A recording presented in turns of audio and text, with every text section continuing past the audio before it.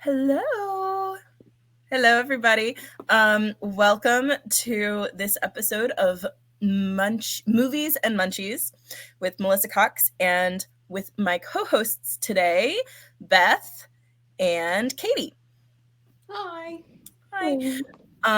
So this Movies and Munchies is a part of the Neurodiversity Media Network, and today, our episode, we are recording about Cabin in the Woods because it's October, it's spooky season. It's October the 13th today when we are recording this. Like, it's Friday, perfect. October 13th, yes. Friday, October the 13th. Are we talking about Jason? No.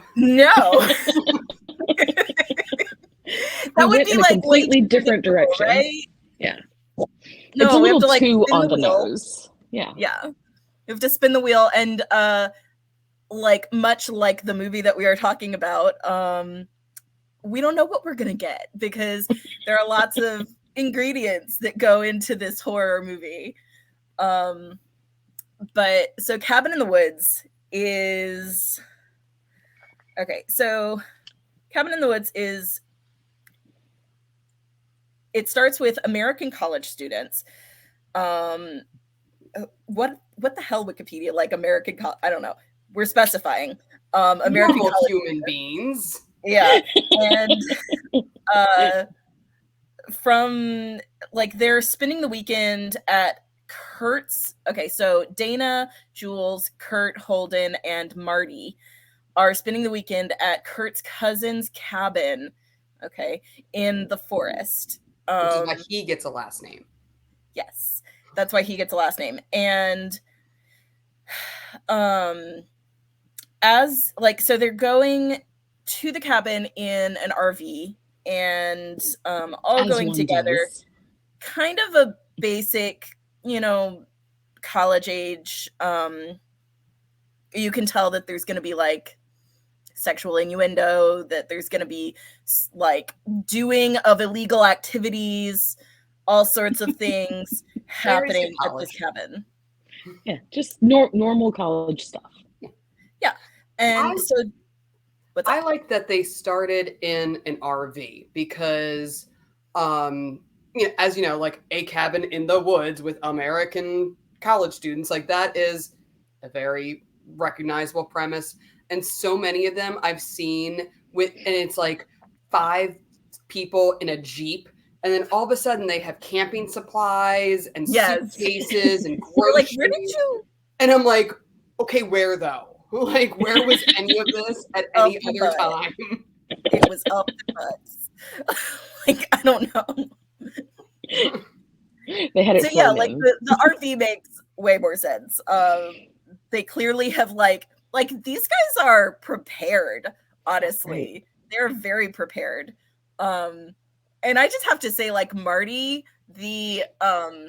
so we have all of our tropes, right? We have all of our stereotypes, which you can see from the very beginning, and we'll get into more of that, why they're there later. But Marty is the requisite burnout, and just the pipe that he has that is an extendable, a telescoping. Have y'all Googled that? That thing's $500. I mean, he also has worth it though. A lot of no, it's hilarious. I love things that look like things, but he rolls up, Go Cup. It's oh, this is normal. Wait, he's smoking out of the Go Cup. Gets Yep. That is brilliant. A fancy bong right there. This is not a guy buying dime bags from the guy behind the gym. He is professional. He takes his job seriously. He also clearly has parents with money. I think every single one of these people have parents with money. Right. Which is probably another add-in of how you can sympathize to a point. Because, rich kids, they already have that strike against them of yes, people will miss you, but I already kind of hate you. Well, and I mean, I think Marty is, for me at least, he was the only character that was likable. I mean, like what's her name? The main chick, Dana? Dana. Is that one Dana? Yeah. She's like fine, but she's just sort of there, which I think is her role. Honestly, it's her role to just be there. Yeah, okay, she's not supposed to have a personality. In that vein, we're gonna jump straight to so they are going in the RV. They stop at like the last gas station before the middle of nowhere. It is clearly the last gas station, and there is an old hillbilly that works there, and I'm really not completely sure like what area of the world this is in. I mean, it's obviously America, but I'm not like sure which part of the country, because he is like quintessentially hillbilly, redneck, just vaguely Appalachian. Yeah. Like he doesn't have like that strong feeling. Like if you're going from like Jersey to PA, okay, like it's vaguely regional. Like Mississippi to Louisiana or vice versa, you know where you are. Yeah, right. If the scriptwriters are doing anything, you know where you are. But yeah, I would say vaguely Appalachian, but not specifically. Like there might be some Mennonites next door or something. Yeah. Maybe like, Amish. Yeah. So they run into this dude, who is what's his name is he's not the Oracle, he's the name has escaped me. Greek chorus? The what? Greek chorus? He has like an official title, but so he's basically being a jackass to them, but also vaguely warning them that like go back where you came from. Harbinger. He's the Harbinger. Right, the Harbinger. He's telling them like he's being a jackass and like giving them as much warning as he can to not go forward. But he's kind of just feels like a crazy old coot, so they ignore him and go to the cabin anyway, where they like get situated and start settling into the cabin. Okay, so let's talk about like the actual physical space of the cabin and just like how many warning signs they have at the beginning. How many warnings do you need to get the fuck out? I mean, without making a racial joke, I mean, so the one guy that's non-white is like, you guys, I don't know about this. This feels weird. I don't like it. As someone who thereafter, I think there's people after us right now. Yeah.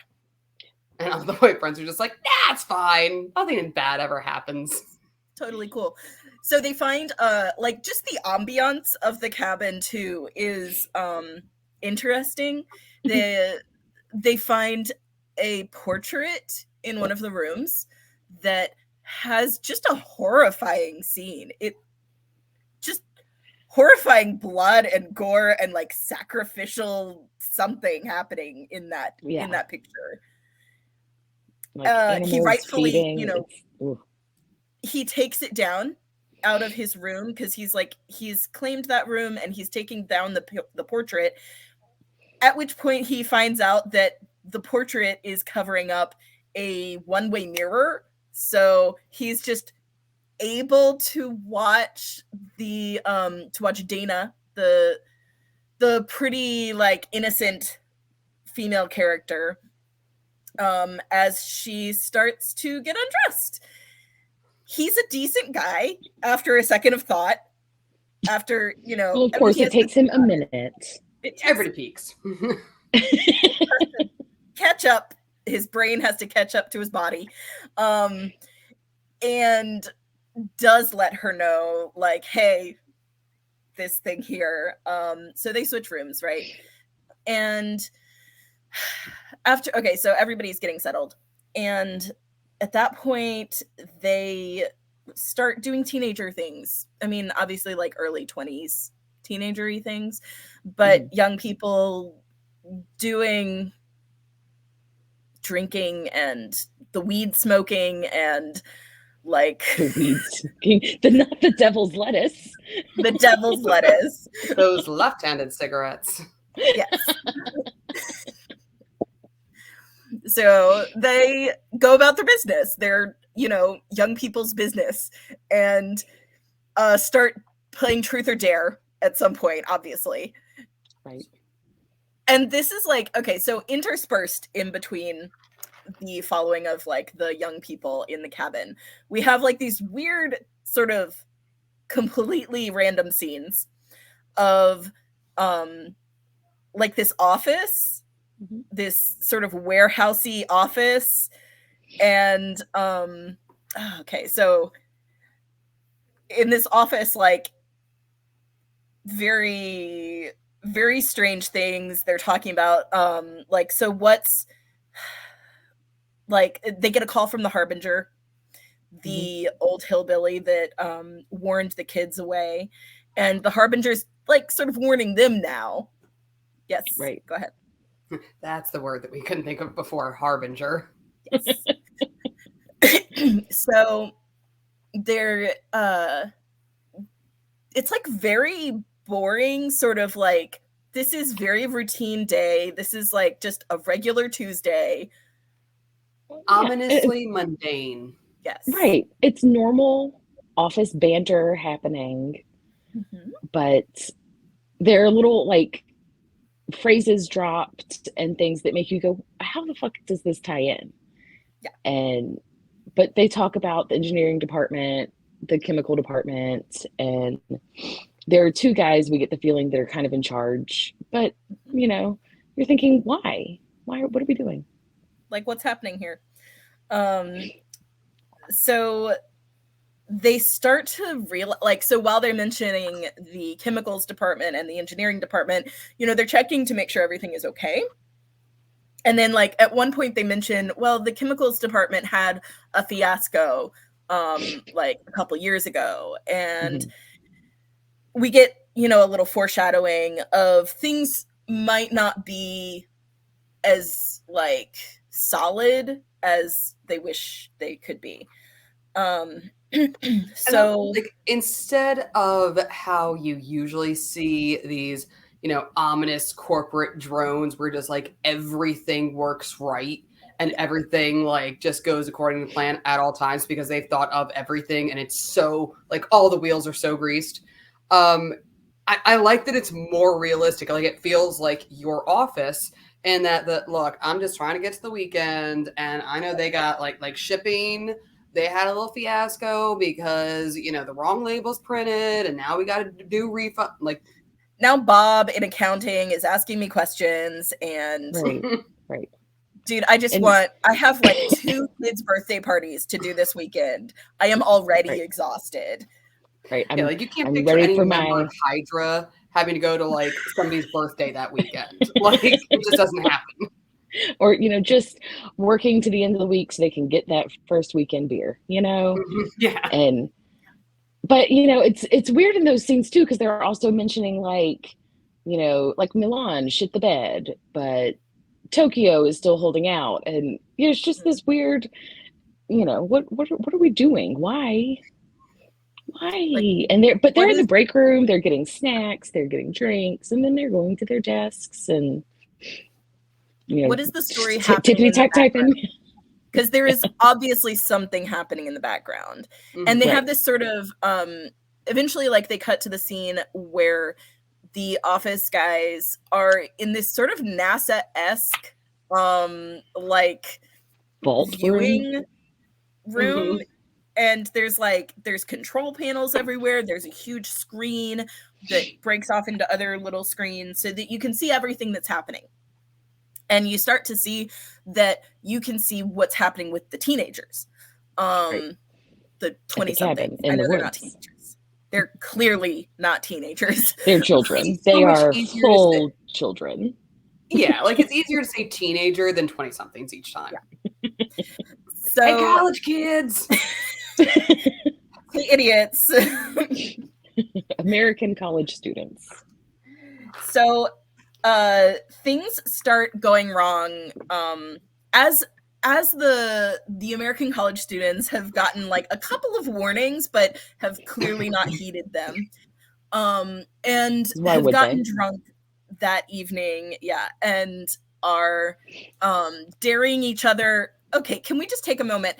One of the dares is I know what you're gonna say. The dare in which so there's the pretty innocent girl and the pretty like sexy girl, right? Right. The pretty sexy girl has like, it's noted at the beginning that she just bleached her hair like that weekend, and this is very unusual for her. And she has been dared to make out with the taxidermy on the wall of a wolf, maybe. Mm-hmm. I think we think it's a wolf. It's a wolf's head. It's a wolf's head. Yeah. Wolf. Why? What a weird thing to taxidermy. Like, we don't tend to taxidermy predator animals. Right. That's a good point. I know plenty of people do, but... And just, why are we daring people to make out with that? Like, is this a I have gone too far past my teens and early 20s to remember how stupid we were? Like, yes. Well, because did they already establish that like she's usually not a bimbo? Yes. But there was just something about leading up to this where she was like, I need to be a bimbo. Yep. For reasons. Exactly. There were no reasons, but this weekend she needed to be like the dumb blonde bimbo. Yep. Like, she needed to be the dumb blonde bimbo, and her boyfriend. So there's only two of these 20-somethings that are paired up when they come to the cabin. And it's her boyfriend is played by, what's his name? Hemsworth. Yeah, Chris Hemsworth. Thor. I can say that one right now, Chris Hemsworth. This was like right before Thor, right? This was like it wasn't long. This was just a few years prior. And the Chris Hemsworth's character is like really smart.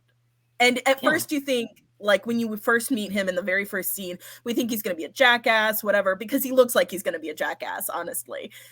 And he's not. He's like a good guy, and he's like thoughtful, and then he gets progressively less thoughtful and intelligent. He's the jock. Yeah. Or that's his role, is to be the jock. And but he's like, once they get to the cabin, right? Sorry. He's the hunky jock. But once they get to the cabin, he's not in a scene where he's not holding a football. Like tossing it in the air, just loving on it, snuggle, the football. Like he has, because that's his, once they get there, that's his whole personality. Just like when they get there, Jules is just a bimbo. Very one-dimensional. But but Holden is the jock, though. No, Holden is he's the sensitive, smart one. Okay. All right. He's also the non-white one. Yes. Yeah. The token non-white one. Right. But he's also the smart. Okay, so he's the smart one. Kurt's the jock. Yeah. Okay. Marty's the burnout. Jules is the bimbo, and then Dana is the innocent, virginal. One. Mm-hmm. So after that slightly horrifying scene, where Jules makes out with a taxidermy wolf. So much tongue. I mean, the wolves don't have lips. What else was she supposed to do? Say no. Say no, thank you. Look, no means no. It is a full sentence. It's truth or dare. Absolutely. It is truth or dare. And, you know, I have a lot of friends in fanfic circles, and we have some discussions about wolves, and this is not the kind of wolf that you want to make out with. I'm just saying. I'm going to take your word for it. So you want the alive ones, like the were ones. The were ones. See, because my next question was going to be, okay, which wolf do I want to make out with? The So were- alive. Just so that I know. Alive and where? Got it. Yep.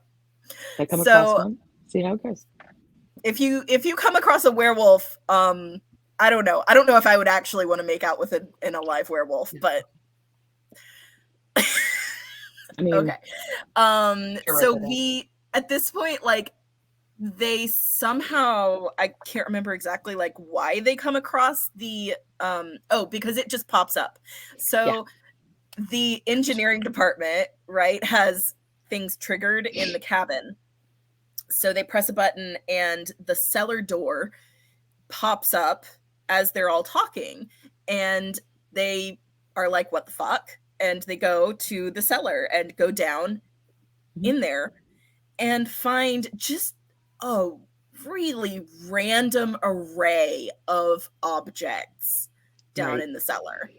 Just some really unsettling shit. It's like the best thrift store ever. I love places like that. It's definitely the best thrift store if you like to get cursed items. I am so surprised that I haven't gotten a cursed item at this point, because like I love places like, well, I mean, I love knowing that I'm walking into a place like that. If the cellar door just popped open, I'd be out of there. Again, how many warnings do you need? Yeah, like that's the final warning for me, when like doors like, can like creak and open on there, but like from here to here, but yeah, give me like a broken carousel. Guys, I think we should go. There's a broken carousel. There's several books that should not be read out loud, which they have a discussion about. They're like, no, please don't read that. Please don't read that out loud. And she's like, it doesn't even mean anything. Whatever you do, don't read the Latin. Like, and I just feel like that's just words of wisdom for life. Don't read the Latin. If you don't speak Latin, well, okay, and see, here's the problem, I think, is that she does speak Latin, and she's like, it's just gibberish. Like, she's like, well, it doesn't mean anything, so I'm going to say it out loud anyway. I don't care. Don't do it. There's, like, a weird, like, period costume. There's a baby doll, and she picks a journal. Yes. That is horrifying. Very horrifying. Where she starts... Yeah, the husband's bulge. A husband's bulge. The husband's bulge. That part like sticks in my brain and I can't get it out. Since I rewatched the movie in preparation, it keeps coming back to me like at inappropriate time. You know what I'm saying? Like inappropriate times with like my partner. This is killing the mood right and here. I'm like, that's a husband's bulge. Just in my brain, like, because I can't turn off the intrusive thoughts no matter what I do. And so like, this is not the time. That's a husband's guy bulge. Walks by with gray sweatpants. It's like, husband bulge. Exactly. You got the husband bulge. Good for you, sir. Yep. And I love that they're like, they have to make the choice. But no is not an option. Like they have to, it's the end. It's Ghostbusters and you choose your destroyer. Yeah. Right. That's really all the choice you have. Because they don't have the option. We keep saying they should have left. Like how many warnings do you need? But they actually do not have the option to leave. Yeah. Yeah. They have to pick later. They have to pick they have to pick their destroyer, like you said. Yep. So the destroyer that they do end up picking is it's the journal of a redneck murder torture family. Is that the right order of words? Sure. It's close. Incestuous torture. I think we should throw in incestuous for sure. Yeah, you really let's not we get hung up on the murder. Let's not overlook the incest. Right. I think we need to it's nothing good happens in that family for sure. Not one positive thing. And presumably, okay, so the time period that these redneck torture worshipping what if good things do happen in that family? Like maybe they have like really, really good birthday parties. You know, and the you're rest right. of the year they're murdering and incesting and probably torturing small animals. But like their birthday parties are killer. Birthday parties are the best. Like See what I did 3-tier there? cake, mountain of presents. And then they chop off the youngest daughter's arm. Yeah, absolutely. Why I mean, the wouldn't you? streamers are probably like intestines, but You know, I mean, waste look, not, want not. We work with what we have. It's the coming together, not a cell phone in sight. So that's the family that they accidentally on purpose raised from the dead. So now they're incestuous zombie murder torture hillbilly family. Not to be confused with regular zombies. Right, they're different. Not to be confused with regular zombies. So this is like one of my favorite parts of the movie, and I think a lot of people's favorite parts, if you've seen the movie, is I can't talk right now, baby. Can you ask Dad, please? Are you in your podcast? Yes. Okay. I have small children at home. And they're adorable. They are adorable. What was I saying? Okay, so there's a whiteboard at the office, the warehouse office place. There's a whiteboard with all of the possibilities, and everybody's taking bets. This is a whole office pool happening about which end is going to be raised, like which destruction which monster is going to be chosen.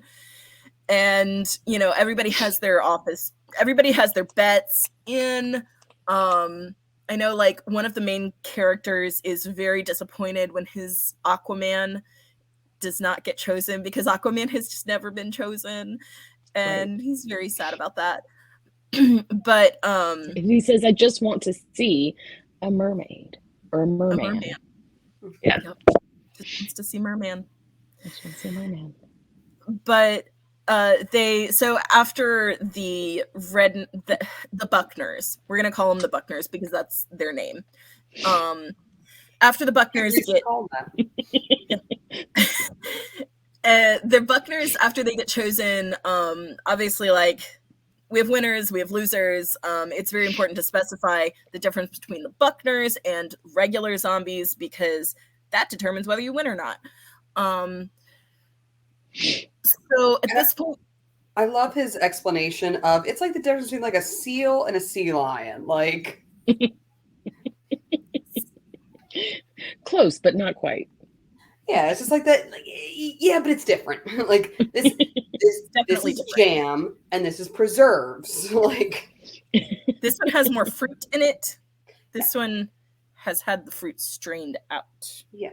Right. Yeah. I would never have been able to tell you the difference between any of them off the top of my head. And that's what we get for having, our very own culinary expert here with us for Movies and Munchies. To be fair, jam does have some fruit in it. It's not jelly. Jelly has zero fruit. It is just the juice. Gelatinized juice. Make things sound so appetizing. Right. Like some gelatinous fruit, please. Delicious. What if we just called things by their descriptor instead of what they're actually called? I feel like we would probably eat less of those things. Or more. Or more. I mean, depends on which direction you go. Yeah. I'm now only going to call Jell-O gelatinous cube, though. Doesn't matter what shape it's in. Gonna come and consume all of the party members. If you leave it in the refrigerator too long, it will. About picking up the book, isn't that like the third rule of D&D, that you say, like, look at scroll instead of read scroll, because just in case.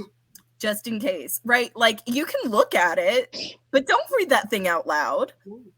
It's a bad choice. But again, just a general good rule for life.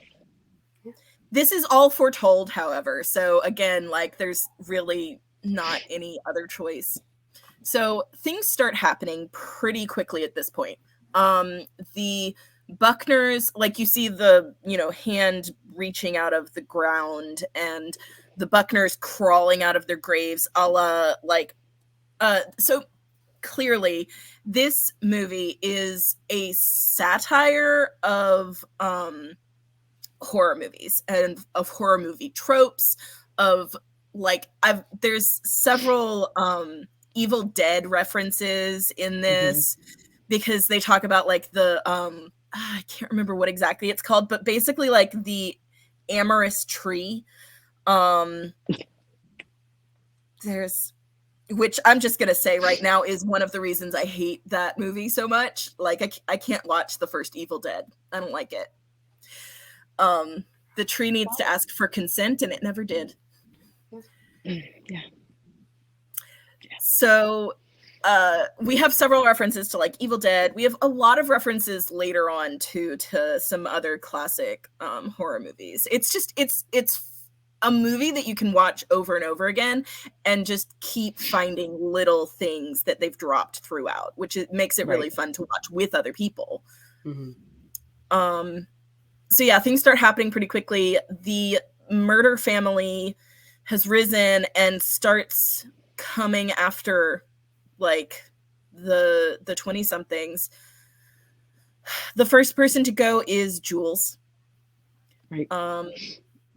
Jules got pretty quickly because she and her boyfriend are about to have sex. Right. I mean, if you've ever watched a horror movie, the people who have sex die first. They do. And she is the first one to go. After that, he comes in and warns everybody else. They don't believe him, of course, because that's ridiculous. And then they're trying to stay in the house and follow, actually, they try so hard to make good let's choices. Stick together and go make sure all the doors and windows are locked. At which point the office guys kick up the chemicals in the air to make him make poorer choices. Right. Oh wait, let's split up. Yeah. So that they can cover more ground. Is it testosterone? I think so. Yeah. I mean, because I love it, when they're outside and they're oh, hit him with the pheromones, and they're just okay, we are going to hook up right here, right now. And yeah, they are clearly struggling the whole time. It's this lovely dichotomy of they're making good choices and then keep getting pushed further and further into tropes and just terrible horror movie choices. So it spoofs and justifies at the same time. Exactly. Right. Which is what makes it such a wonderful satire. Right. Because it's done well. I was talking to somebody else a few weeks ago trying to describe this movie, and I was like, so do you remember Scary Movie? It's like that, but good. Yeah, it's like that, Scary. But respectful. Yes. When it Scary first Movie came out, was just kind of a little too vulgar. It was sophomoric. I mean, look, we all giggled at it, but when I first saw Cabin in the Woods, and I was telling some coworkers about it, and I was like, "Well, do you like bad horror movies?" And her response was, "Well, no, I like good horror movies." I'm like, "Okay, we're not speaking the same language, and I'm not going to bother telling you about it because you're not understanding what I'm saying." You're not going to enjoy it. It's okay. Yeah, it is not for everybody, and that's okay. You have to embrace the making fun of terrible things. Yes. Right. Because it's just about being self-aware, really. So they're trying to keep the zombies out of the cabin. Things go awry multiple ways. Eventually, the zombies are chasing them outside and appear to kill the burnout, Marty. Yeah. They appear to kill him. They appear to kill the jock. The jock dies at that point. Wait, no. Never mind. He dies in a much funnier way. Yes. Yeah, is Marty the only one that, spoiler alert, comes back later? Or do they do that? Okay. So the jock hasn't died yet. At this point, the only one who's died is Jules. Right. And we assume Marty is dead. Yes, yeah, we assume Marty is dead. We also see them again trying to make good choices, and they are getting in the RV. They are GTFOing, and they're like, I don't care. We can't save Marty. We don't know what happened. He's gone. Because was he suspicious beforehand when they got there? Yeah. He's the one and they were like asking questions. Right. Yeah, and they're like, "Oh, you're paranoid." But right. Yes, they think that he's just having a bad batch of whatever he's smoking. Yeah. So it's the jock, the sensitive guy, and the virgin. All in the RV. Virgin. They make a point later. They're like, "Look, we work with what we have." So they're all in the RV. They come up to a tunnel, like a tunnel in the mountain, that's been carved into the mountain. On their way back, like they are almost back to like a real road, not a dirt road. They're almost back there, and the guys in R&D and engineering collapse the tunnel. There's a chasm that appears in the middle of the tunnel. Like the road is no longer there for like 20 feet or something. They have also brought a mountain bike with them because they were going to go mountain biking or something. It's a dirt bike, yeah. Yeah, like a dirt bike.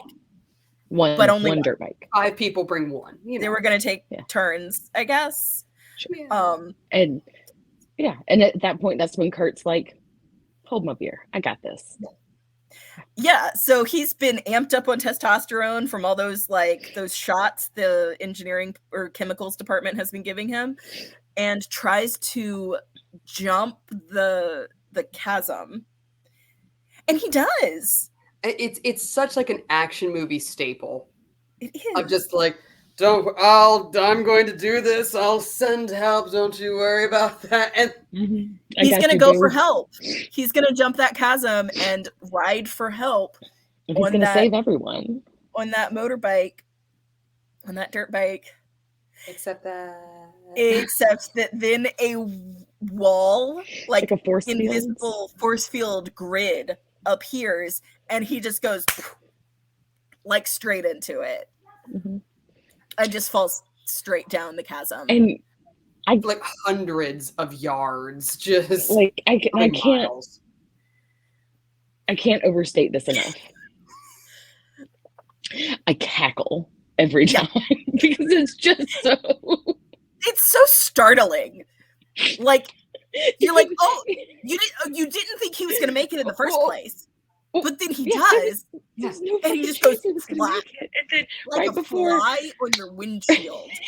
and then it just like slides down the like even no matter how many times you watch that movie, you're still hoping. You still think like, okay, even if he doesn't make it, like he's jacked. They're gonna have that moment where you see the bike fall, and then you just see like the ledge, and it's just hand. But no, he's just yep, that's it. I cackle every time. It's okay, we're all bad people here. So are the people who made it. They know why they made it. So that happens, at which point the virgin and the sensitive guy realize this is not normal. Right. They're not going to let us leave. Whatever is happening here, we cannot leave. We are going to go back.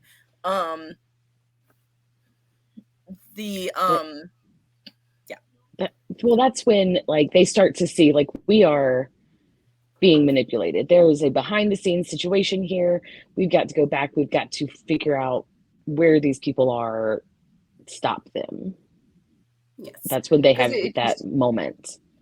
At that point, it's just inescapably clear, no pun intended, that it's just like, yes, this isn't just like a series of unfortunate events. This is not like unlucky nature that I can overcome. Like, oh no, there's more than one person. Like, not only like is there a human element that is defeating me, but yeah, right. Yes. Y'all, it is definitely like the day before an eclipse, or the day of an eclipse, because my kids are losing it. But yeah, that's the point where they're driving back in the RV, and one of the zombies is in the RV. Surprise. Yes. What? And attacks. The sensitive guy, and he just kind of that's it for him. He's all done like now. we have had a lot of build up to like people dying. We just get jewels, and then we're like, and then everybody dies like within 10 or 20 minutes. Right. That's the point where they like drive the RV into the lake, right? Yes. They drive off into the lake. Dana, the virgin, swims out, makes it up to the land again. And at this point, like the office people, they are celebrating because she's the only one left. And, you know, they are popping champagne. They are pulling out beers from like the fridge. They are getting the snacks out, the crudité. Like it is all going on the table, and they are celebrating. And somebody asks, like, why are we celebrating? She's not dead yet. Mm-hmm. And they say that she doesn't have to die. If she can survive on her own, like by her own will, she can't. She just has to be the last one alive. Yeah. If she dies, she just has to die last. Yep.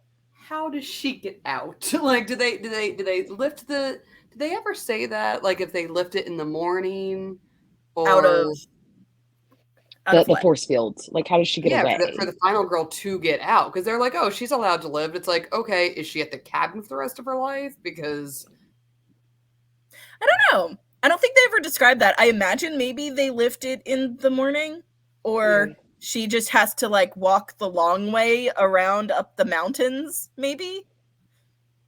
I don't know. Swim across the supposedly merman-infested lake.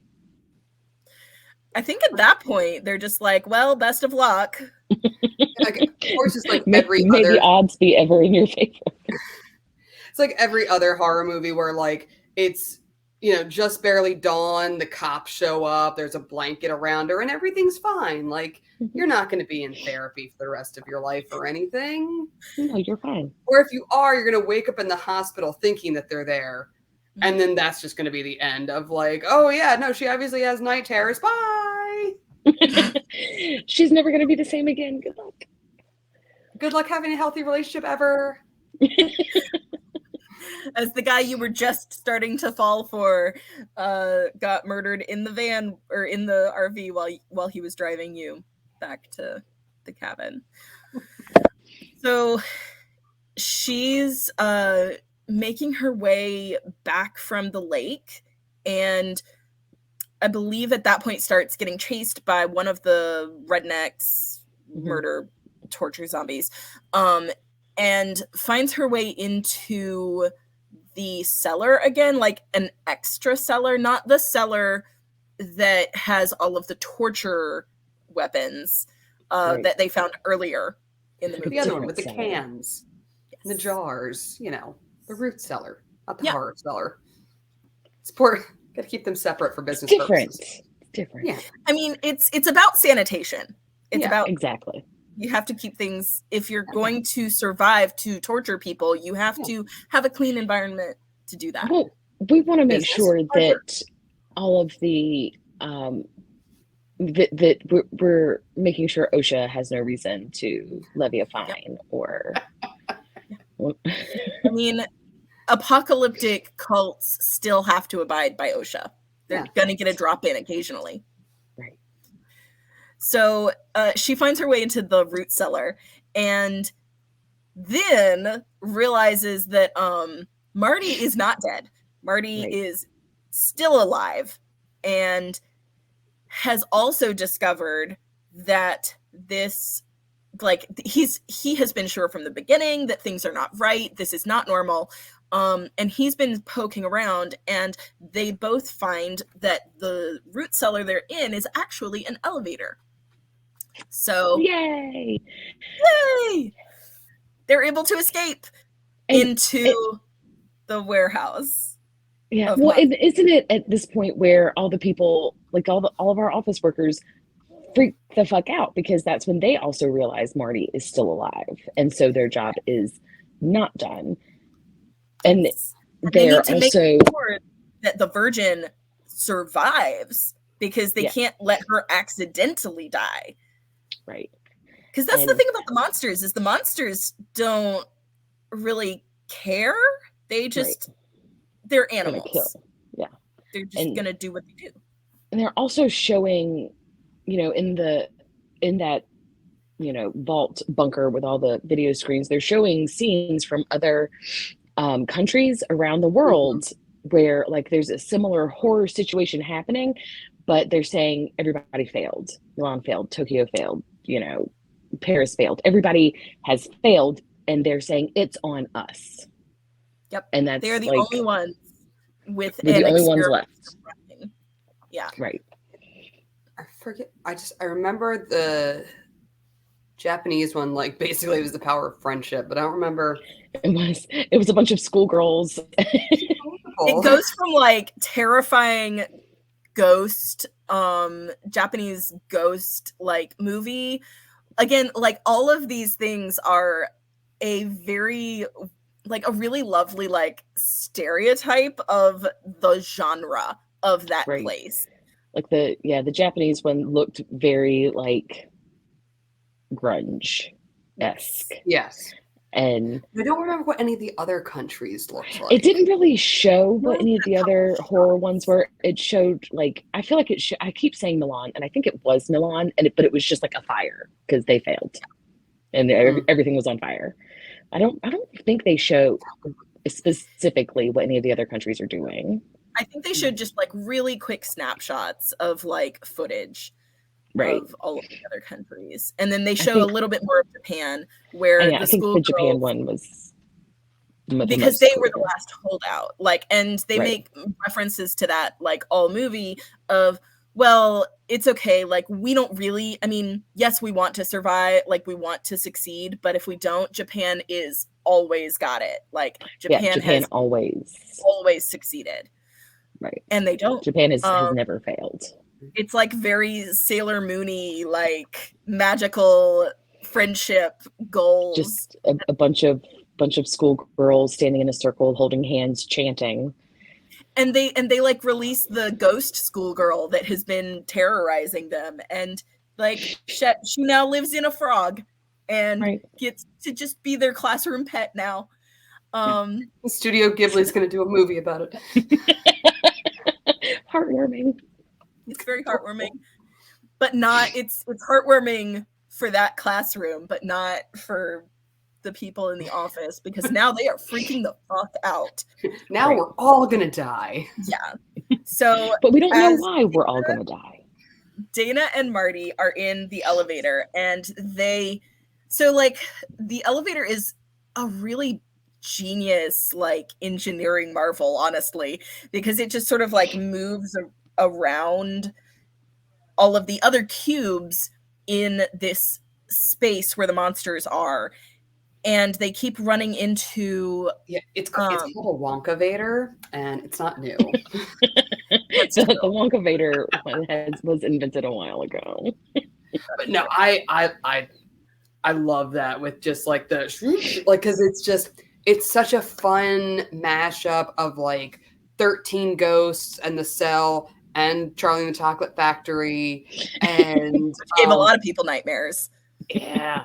And like almost almost Matrix too, the way like, you know, the racks of guns come in, like, I don't know. That's my favorite part, when they are just floating around. They're like, what is this? Oh God, oh God, oh God. Like they just keep running into new horror like monsters. Everyone has had a day like that. You're right. It's a universal experience. Like, oh, thank goodness, like, it's a pretty ballerina. No! That is not a pretty ballerina. It's not a pretty ballerina.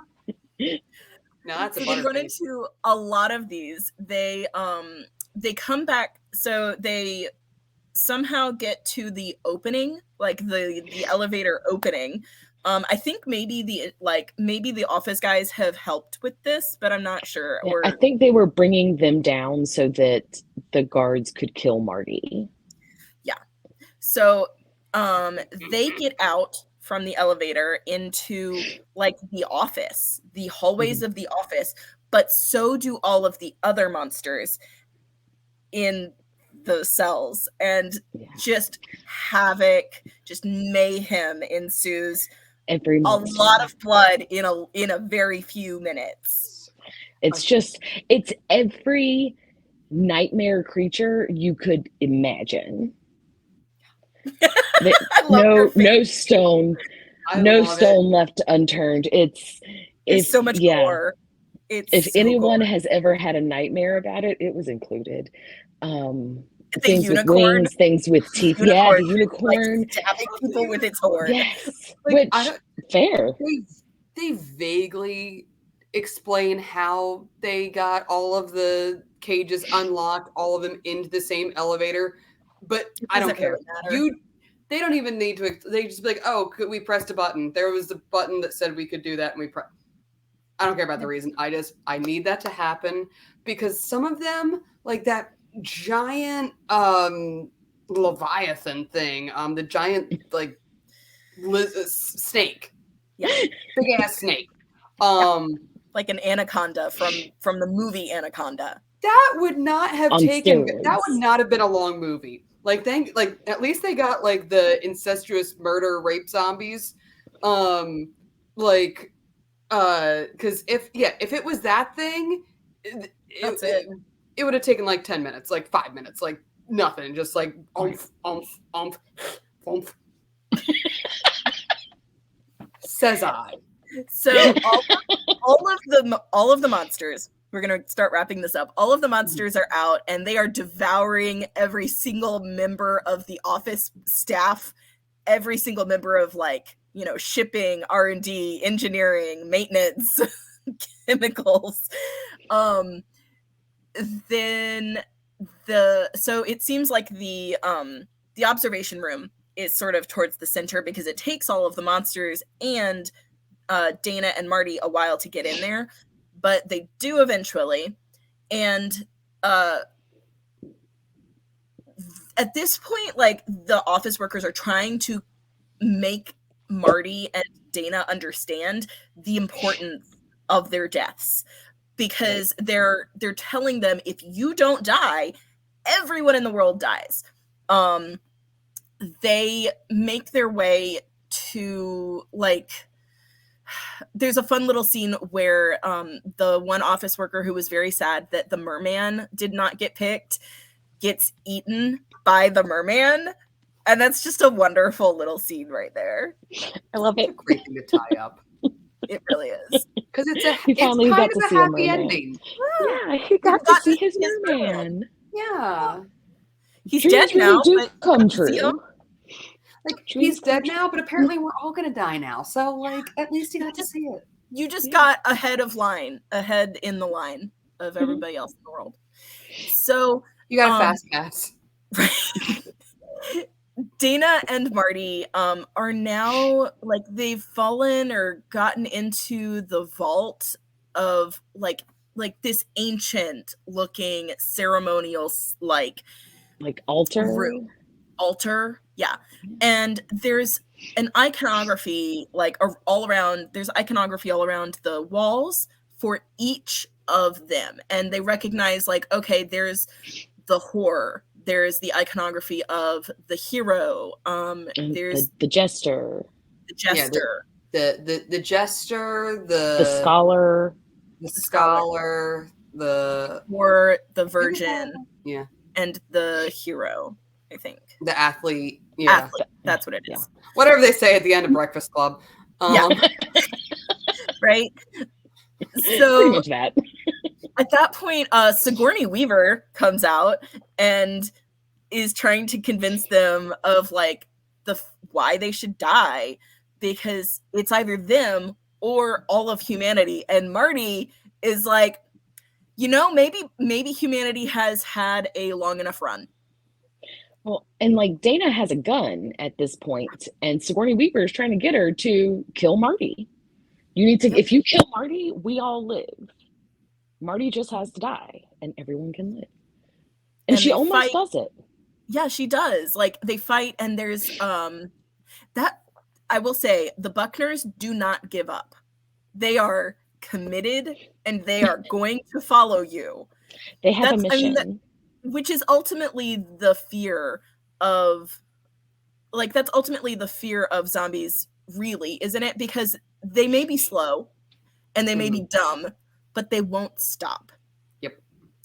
They're still going to keep coming after you. And so the zombies are also trying to fight them at the end here. They defeat the zombie and also kill Sigourney Weaver, or Sigourney Weaver dies from the zombie, maybe.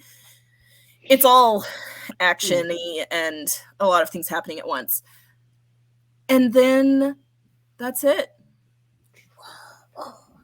Yeah. Yeah, and it's like, I think Sigourney Weaver is the one who explains, like, the old gods are trapped below, and the only way we keep them trapped is if we sacrifice, these 5 specific tropes every year, or however often.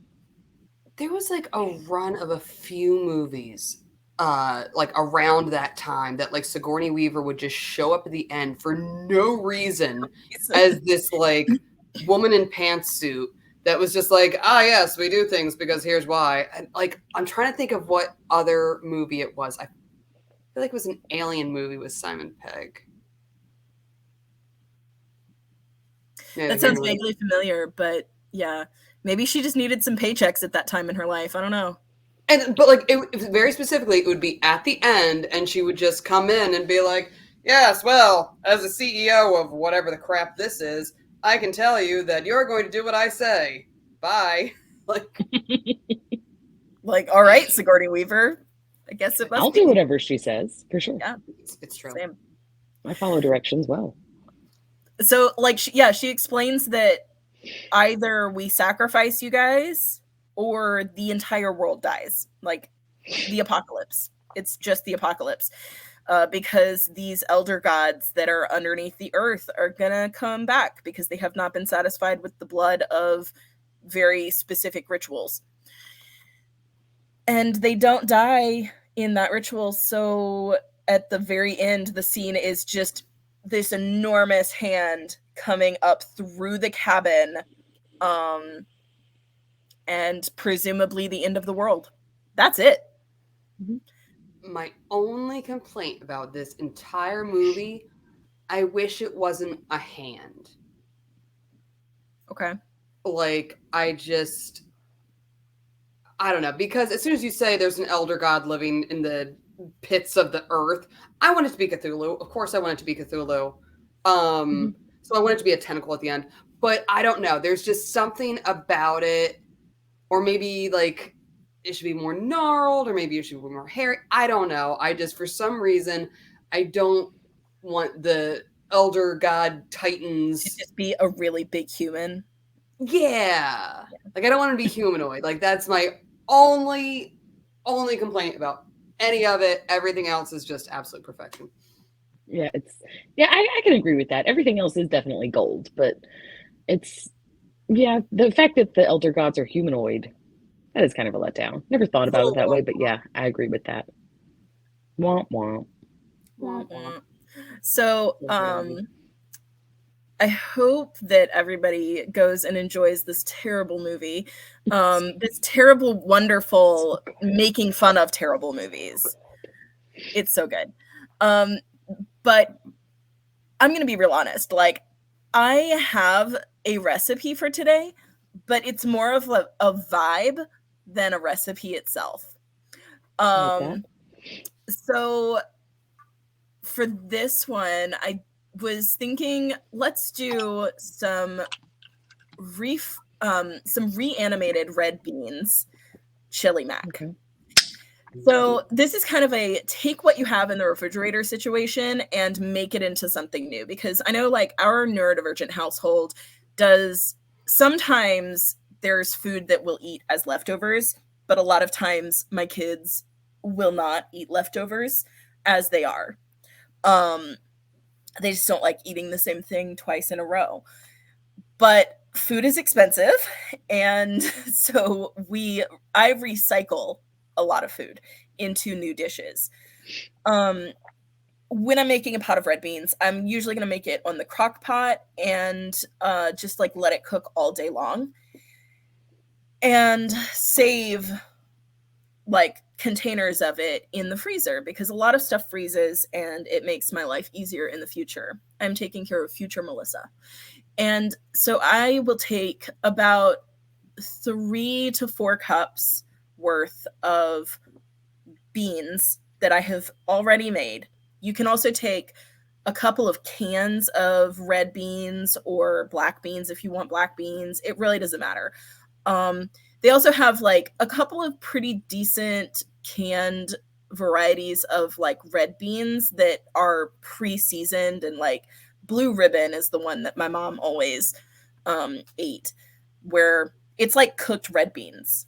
I think Blue Ribbon might be regional. Do you have any other favorite canned brands? There's Old Glory, I think, is more everywhere. Yeah, Blue Ribbon is probably regional to like the southeast. But I think Old Glory is most places. Mm-hmm. And I will say, like, I don't know, something about their seasoning does not agree with my stomach. Old Glory. Yeah, Old Glory.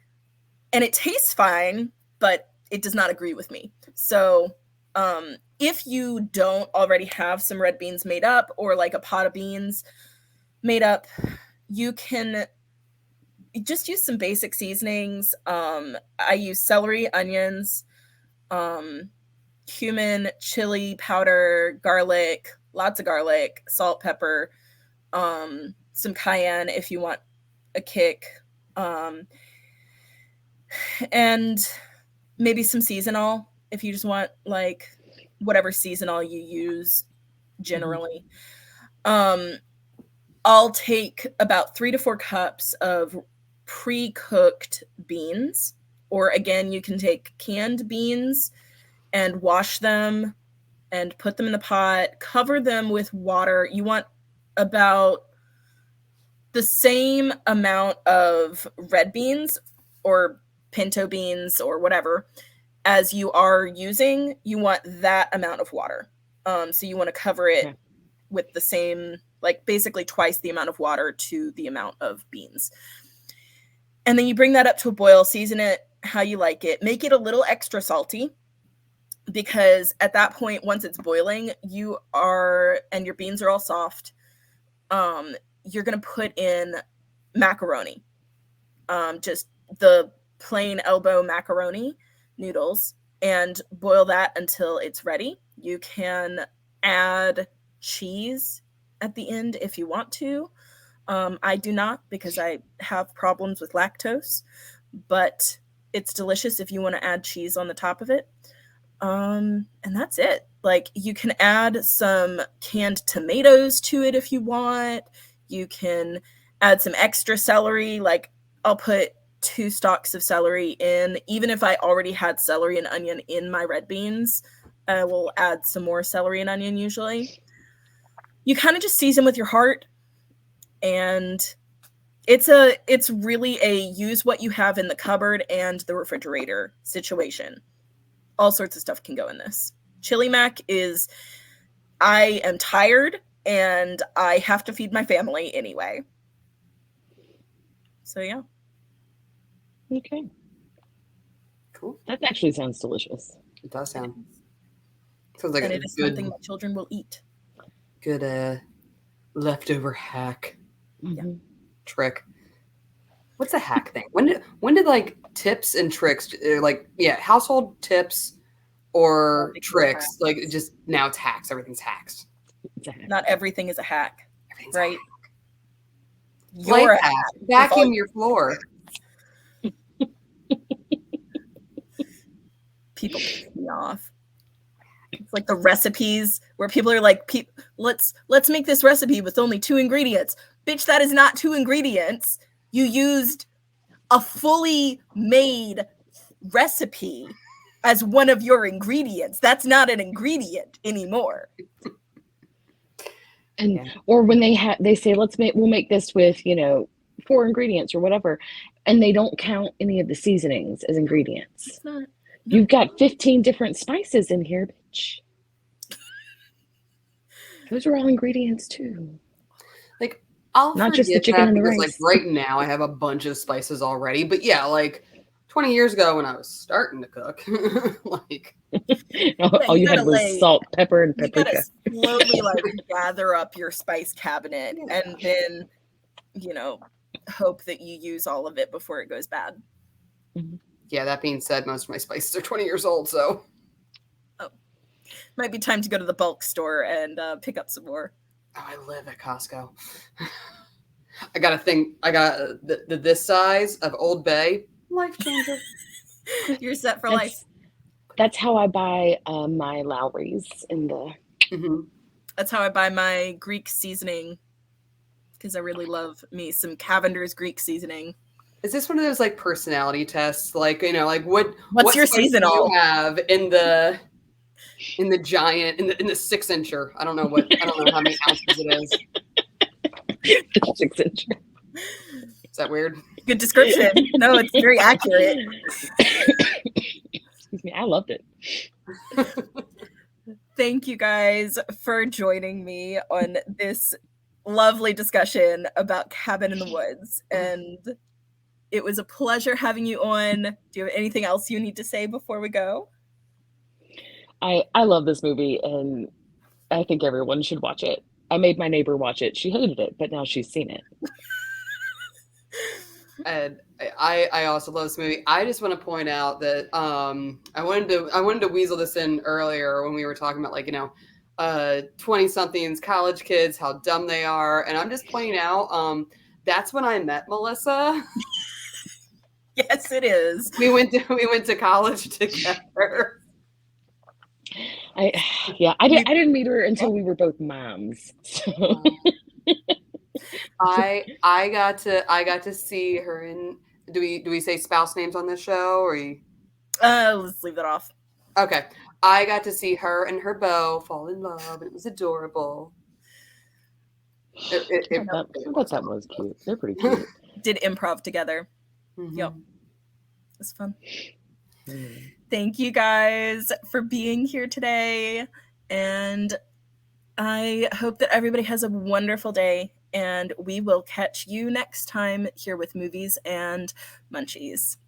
Bye. Bye.